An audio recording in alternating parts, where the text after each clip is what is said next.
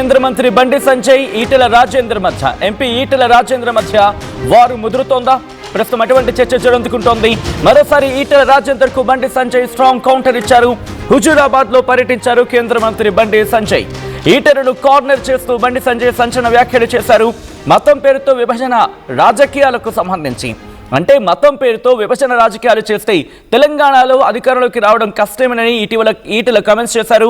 అయితే ఈటెల వ్యాఖ్యలను తప్పుపడుతూ బండి సంజయ్ ఇటు వ్యాఖ్యానించిన నేపథ్యం.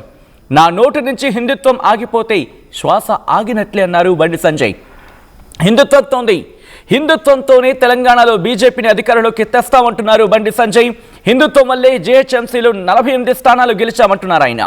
బీజేపీ అన్ని మతాల వారికి సంక్షేమ పథకాలు ఇస్తోంది, కానీ ముస్లింలు బీజేపీకి వ్యతిరేకంగా ఎందుకు ఓటేస్తున్నారు అంటూ ప్రశ్నిస్తున్నారు ఆయన. 12% ముస్లింలంతా ఒక్కటైతే తప్పులేనిది 80% హిందువులు ఓటు బ్యాంకుగా మారితే తప్ప అని ప్రశ్నిస్తున్నారు ఆయన. హిందుత్వవాదంతోనే గడప గడపకు తిరుగుతా అంటున్నారు బండి సంజయ్. తెలంగాణలో రామరాజ్యాన్ని తీసుకొచ్చి తీరుతామంటున్నారు బండి సంజయ్.